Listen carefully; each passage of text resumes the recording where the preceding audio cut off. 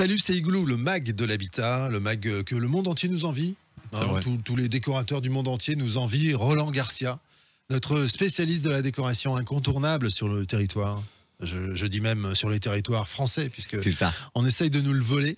Mais il est fidèle. Ouais, il est fidèle. Roland Garcia, Maison Marga, que l'on retrouve sur les réseaux sociaux. Abonnez-vous à Roland Garcia, Maison Marga, sur Instagram, sur Facebook, etc.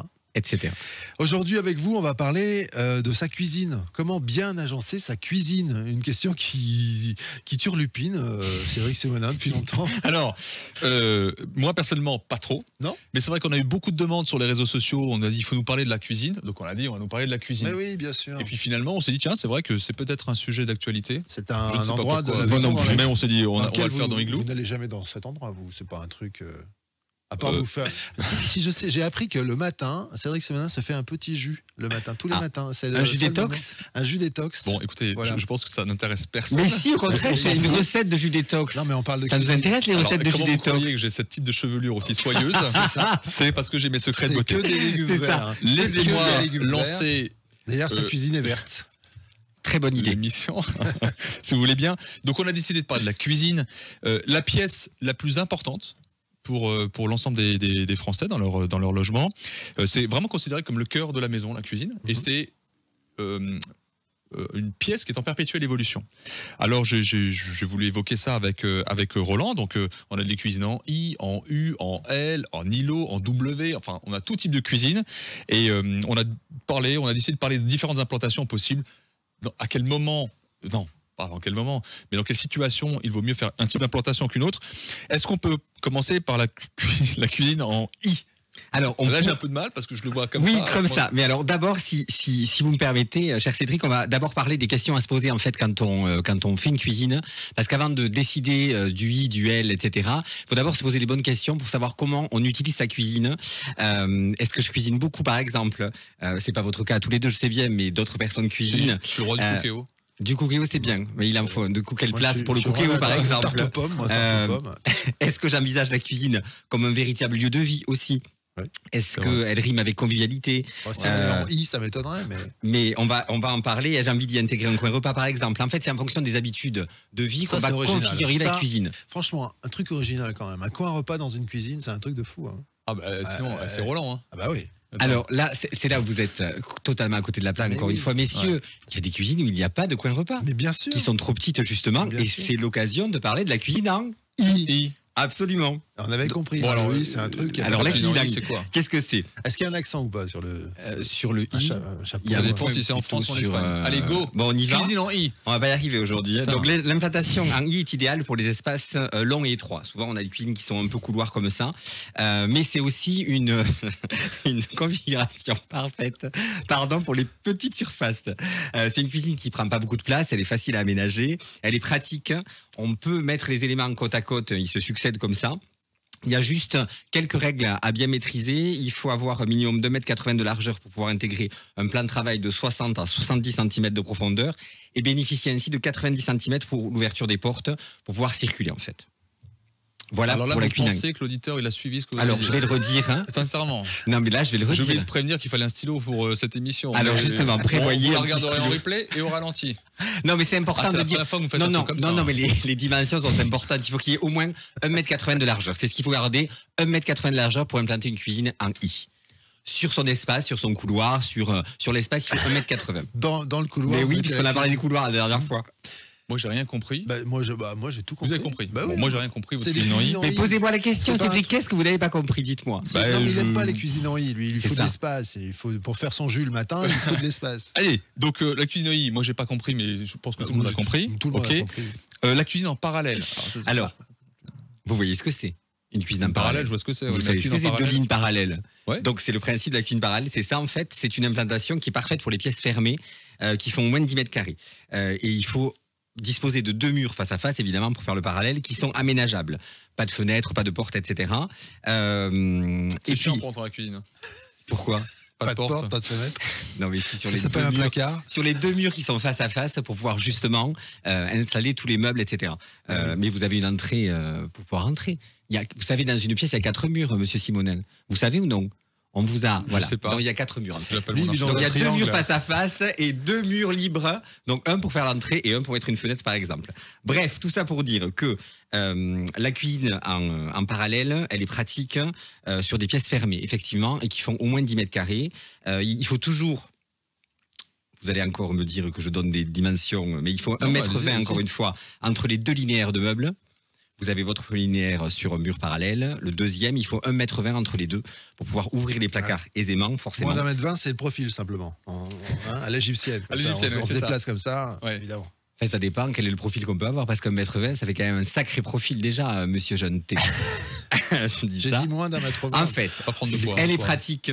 C'est une cuisine aussi qui est pratique. Elle peut disposer de nombreux rangements puisqu'on est en face à face. Elle séduit beaucoup les cuisiniers. Ils aiment bien travailler comme ça. Et puis, on travaille bien sur ce qu'on appelle le triangle d'activité. Est-ce que vous savez ce que c'est le triangle d'activité? Non. Là, on a Pourquoi peur. vous souriez, monsieur Simonet? peur. Le J'ai triangle hâte de savoir ce que d'activité, c'est que le triangle d'activité. point d'eau, point froid, point cuisson. Ouais, c'est une kitchenette, quoi. Ah mais non, c'est un triangle d'activité. Vous avez le point d'eau, le point froid et le point de cuisson. Comme ça, on circule en fait en fonction des points qu'il y a dans une cuisine. Mais là, je me rends compte que vous êtes 2 personnes qui ne cuisinez jamais. Mais je suis Mais sûr pas que nous du avons tout. des auditeurs Pas du tout. et des auditrices qui cuisinent et qui comprendront très bien ce que c'est le triangle d'activité. Donc voilà, la cuisine en parallèle. Mais encore. Bon. En double Alors, on va y la arriver. cuisine en Alors double maintenant, V. j'ai la cuisine en U. En U. Alors, On attaque l'alphabet, attention. Alors, idéal pour les cuisines ouvertes. exactement. On a compris que sur le il y a pas de sur porte le non U, il plus. y a une ouverture. Elles sont C'est visuel. idéales. C'est visuel. Est-ce que je peux appeler mon avocat? Allez, parce que ça suffit maintenant. Allez, un Il est plan dans sa en cuisine, U. notre Donc, un avocat, plan à en cette U. heure-là. Quand est-ce que c'est L'implantation utile en U séduit aussi, enfin séduit surtout pour les séjours, enfin pour les cuisines ouvertes, sur les séjours et les salles à manger. Elle permet de profiter d'un espace de cuisine conséquent avec de nombreux rangements, évidemment, puisqu'on est ouvert. Le tout en favorisant une circulation simplifiée grâce au fameux triangle d'activité respecté. Attention, néanmoins, quand vous installez votre cuisine en U, pour les angles, il faut bien étudier ces angles afin d'optimiser au maximum les espaces, parce que souvent les angles sont perdus, donc il faut moins les travailler comme ça. Mais c'est là où on met les tourniquets, là. Exactement, très bien. Oui, je suis la cuisine. Ah ça y est, vous avez déjà vu une cuisine alors? En U, j'ai vu. Ah d'accord, très bien. Mais les 2 premières, vous ne connaissez pas. Bref, on peut imaginer aussi de mettre un îlot dans ce type de cuisine si on a de la place, forcément.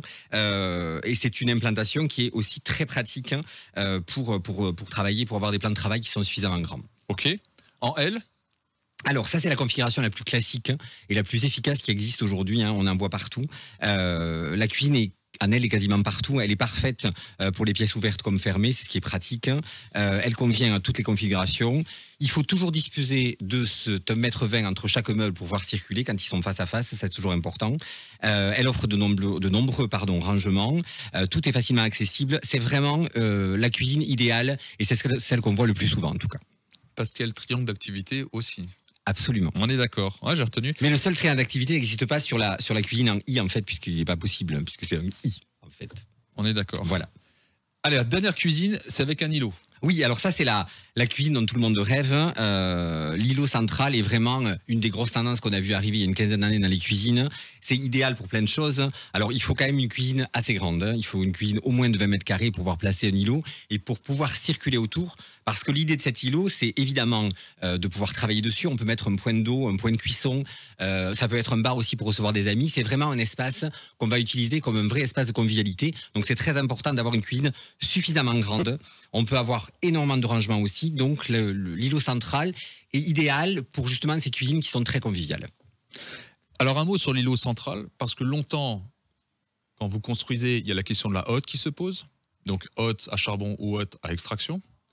Et genre en îlot central, on se fait un peu chier avec cette hotte-là. Mais maintenant, il existe des hottes intégrées dans Absolument. les...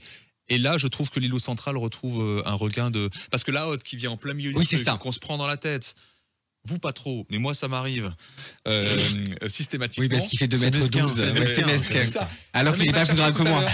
Alors qu'il n'est pas plus grand. mais Il bon. m'a cherché tout à l'heure. Non, effectivement. Alors ça, c'est... alors C'est l'îlot... une petite révolution, faut Non, le dire, non, dans la cuisine. complètement. En fait, ce sont Ah, voilà. des hôtes qui sortent de la plaque de cuisson, qui vont permettre de d'aspirer, qui fonctionnent très très bien, qui sont un peu chers, c'est vrai, mais qui fonctionnent vraiment bien. Et c'est vrai qu'on n'a plus cette espèce de casquette qu'on avait au-dessus de l'îlot central qui donnait un esprit très enfermé, alors que l'idée, c'est d'ouvrir au maximum. On est d'accord. Ok. On a fait l'alphabet des cuisines. Il n'y a pas de W par exemple? Non. Je ne sais pas pourquoi vous avez parlé de W d'ailleurs tout à l'heure. Ça peut être original. Eh ben, c'est Une mon cuisine double en Z. triangle. Je travaille. C'est un double triangle, exactement. Cuisine en Z? Non, il n'y a pas. Non plus. Non. Bah, vous êtes un peu le zoo de la déco. Oh, c'est gentil. Roland Merci. Garcia. Surtout quand on s'appelle Sergent Garcia. C'est facile. Et ben voilà. Quand on s'appelle Garcia. Bah oui. Merci en tout cas. Merci On à vous vous. retrouve sur Maison Marga, sur les réseaux sociaux, évidemment, votre site, partout, quoi, pour parler de déco. Et j'ai appris que vous étiez même dans des hebdomadaires de la région. Absolument. Tout, même sur Top Music, beaucoup, souvent. Tous les mercredis. Vous êtes aussi. très sollicité. Un peu. Ouais. Eh ben merci d'être là. Merci à vous. Dans Igloo, qu'on retrouve partout sur les réseaux sociaux, là aussi sur Facebook, Igloo on Air, sur les plateformes de podcast, mais aussi sur la chaîne YouTube et sur topmusic.fr. Salut. Salut.